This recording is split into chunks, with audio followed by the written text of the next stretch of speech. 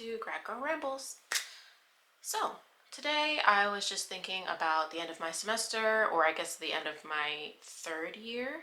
So, at the end of April, I finished my third year in my program, and it has been a tough year. I feel like this year really took a lot out of me. I was taking 3 classes each semester, which is like a reduction compared to my first 2 years where I was taking 4 classes a semester. But we added on a day of practicum. So I had 3 classes, 2 full days of practicum, my assistantship work, my own research, and then just like extra things that I'm doing. So I just want to take this time to reflect and think about how it went. So where to begin?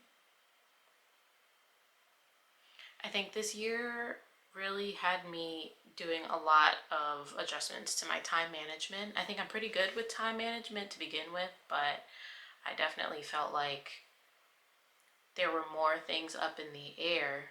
And I will say, I was taking 3 classes, but one of those classes was online, and online classes are hard, which is there's a reason I decided not to do any online programs. Before I started my program, I had considered doing an online master's, and I just know myself and know that online classes are not for me. But here I was taking one, and it was rough because I had to be fully accountable for every single thing.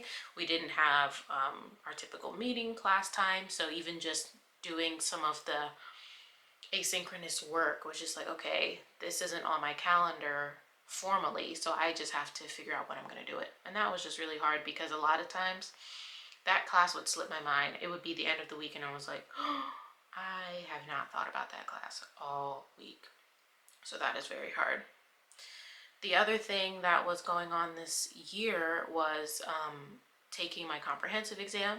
So in my program, the way it is right now, students take their comprehensive exams before the spring semester starts of their third year. They're in the process of like changing when that happens, but I took it in January, the week before classes started, and I passed.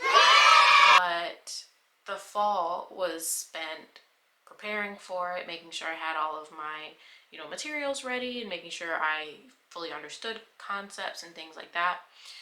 So that was a lot. And then right after taking comps, we have to find our advanced practicum for next year. And kind of the way that it's set up right now is that we're actually applying to advanced practicum placements before we know if we pass comps, which is why they are trying to, make changes right now. Because in my program, passing comps is what needs to happen for you to go to advanced prac. So if you don't pass, you don't go to advanced prac, but we're applying to these places before we even know if we passed. So they're making the adjustment so that that doesn't happen in the future. But that was also a really stressful time because I was just like, I guess I'll apply and hopefully everything works out, and it did. But that was a really kind of anxiety provoking situation. And then I submitted a manuscript for my apprenticeship, which was my first research project, and it wasn't flat out rejected. I got a revise and resubmit, which is really great, and I'm right now in the process of editing it. And overall, the feedback was pretty good.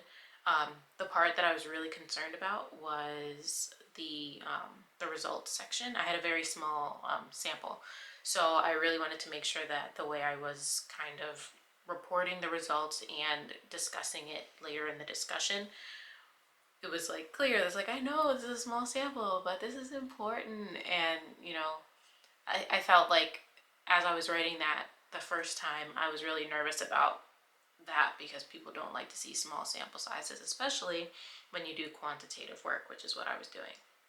But it was a revise and resubmit, and I'll probably be resubmitting it within the next week or so that's great. Let's see, what else was this semester? I should have written it down, but it was a lot. There's a lot of family, personal stuff that happened this year that just made it hard. And I don't know how many times I have to say it, but I'm not from here. So just being up here in Michigan without family nearby is really hard, especially within this pandemic. It is not fun. So there's that. But overall, I'm just glad that this year is over and I can just move into the summer.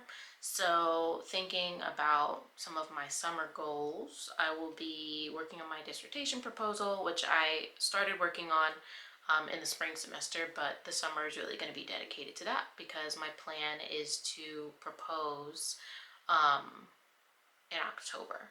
So I've already sent one draft of the proposal to my advisor, which is great.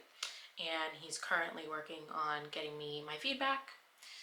So we'll see how many rounds of revisions and edits need to be done. But that's kind of where I am right now. This summer I have